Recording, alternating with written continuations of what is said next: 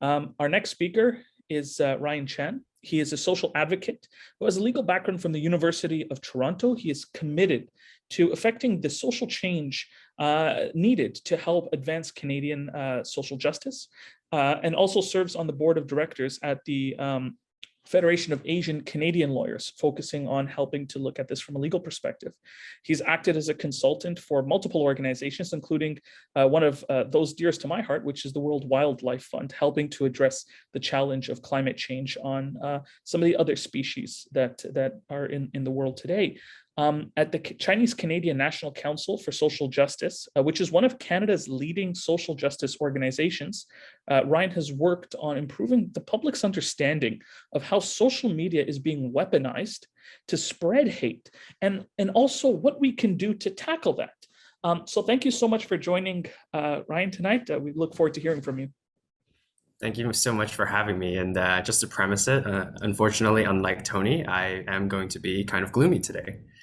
But, my colleagues like Evan and Tony, they have spoken, at length about the far right, the trucker convoy, the effect of conspiracy theories, and the effect on our democracy better than I could possibly explain.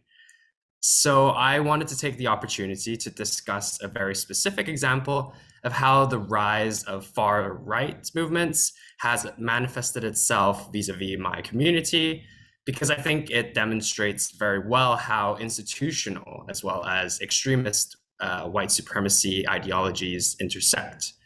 So as you all know, the last 2 years have marked an unprecedented rise in anti-Asian hate that has rocked my community to its core. Despite the many generations that Asian Canadians have been in this country, despite the fact that 3 Chinese workers were killed for every 2 miles of railroad, our community was left fearing for their safety in the subways and questioning our place in Canadian society, all over a picture of a bat. So at the same time, COVID has marked an important milestone for our community. It has, for the first time, at least to this extent, opened up our community to speak about racism, and it has brought anti-Asian racism into the spotlight and given it the recognition it deserves. But what has come of this newfound recognition?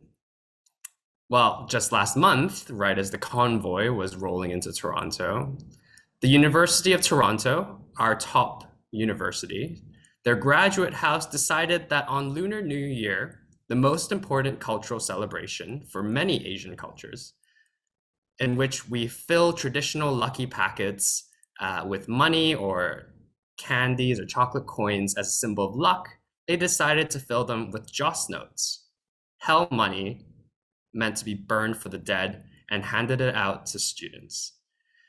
Nobody in this entire process paused to do a Google search. Nobody paused to consider consulting the Asian community about whether this was appropriate. And nobody paused to think, I wonder if this is okay, as they filled each individual red packet with a bill that says in capital letters, Hell banknote.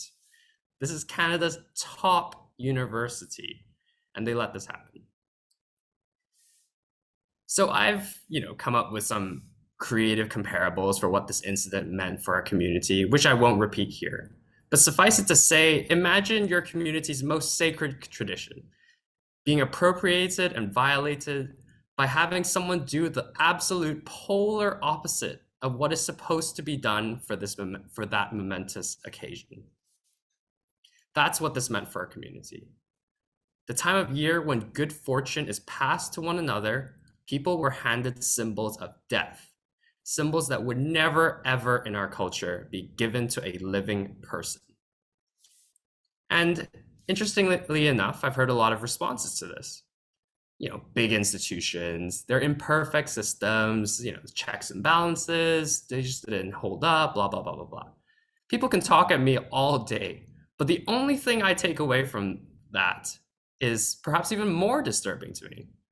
It's that in response to this incident, instead of widespread condemnation of literally one of the biggest cultural faux pas you could possibly commit, the students and my organization for calling the University of Toronto out came under fire for making a big deal out of nothing.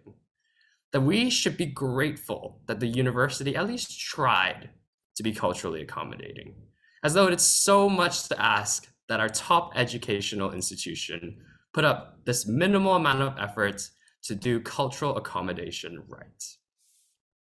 And the students hosted a Zoom event to support each other in light of this U of T debacle. The event was infiltrated by white supremacists who yelled racist slurs, and a white man flashed a gun at the camera. So I get asked a lot about what white supremacy is. And to be honest, it's a pretty irritating question because it's honestly a Google search away. But since I've told this story, I think it's worth highlighting this question and its impact on our community, because in many ways, it's perfectly captured by this one incident. White supremacy is a system by which non-white communities are seen as unimportant, such that large institutions can't be bothered to do the minimal amounts of work to respect them. White supremacy is a belief that we should open our arms with unquestioning gratitude that us non-whites have been given space to be respected in this world, and that we should shut up when that respect is just yet another insult, because at the very least, they tried.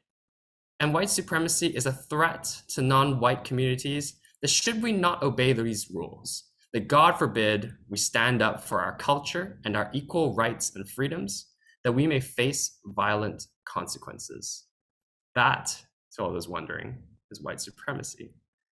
And I think that it is imperative that we do everything in our power to address it. So thank you very much.